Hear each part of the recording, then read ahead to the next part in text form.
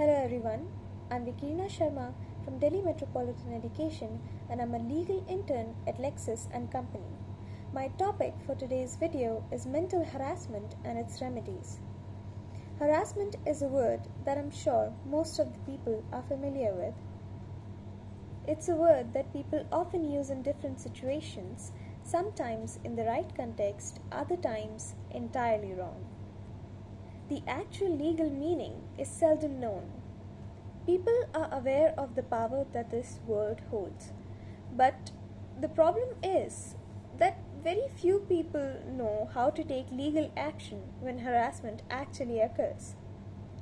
For this, knowing the exact meaning of harassment is necessary. So let me tell you what it generally means.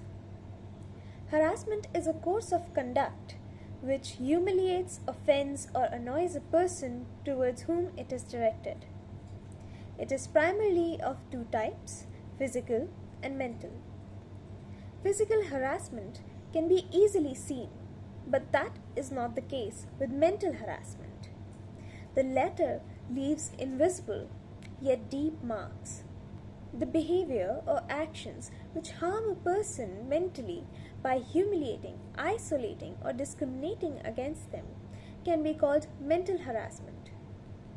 This type of harassment affects the mind acutely, but there are no visible signs on the victim's physical body. Like I said, it leaves invisible marks. Many people often go into depression or suffer some or the other mental health problem due to facing harassment in various places like workplace, neighborhood, or even their own homes. It is true that a person can face mental harassment in all of these places. We often come across cases where there is wage discrimination or people humiliate a person in educational institutions by doing ragging and all of the other related activities. Women get harassed for dowry in the home of their in-laws. And people who are of the LGBT community are also harassed for being who they are.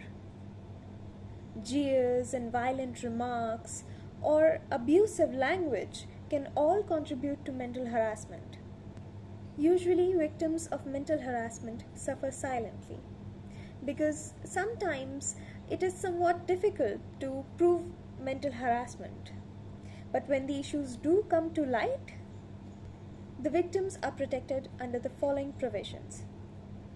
Under sections 294, 354A, 498A and 509 of Indian Penal Code, Section 67 and 67A of Information Technology Act, the Sexual Harassment of Women at Workplace Act 2013, the Protection of Women from Domestic Violence Act, the Dowry Prohibition Act, and many more. There are various helplines for this purpose as well that serve as a way to get justice for such type of harassment. At first, mental harassment as an issue was not acknowledged. But as the cases started coming to light, it became a serious issue. And now there are so many legal provisions for it, and so many helplines as well. We as humans need to learn to recognize mental harassment and help prevent it so that people don't have to suffer silently. It is necessary to create awareness on this topic, because mental harassment is rampant in this society and in this era. With the advent of different technology, it has become easier to mentally harass people. So we need to be vigilant, and that is it for today's topic. If you like the video, please like and comment and subscribe. Thank you and goodbye.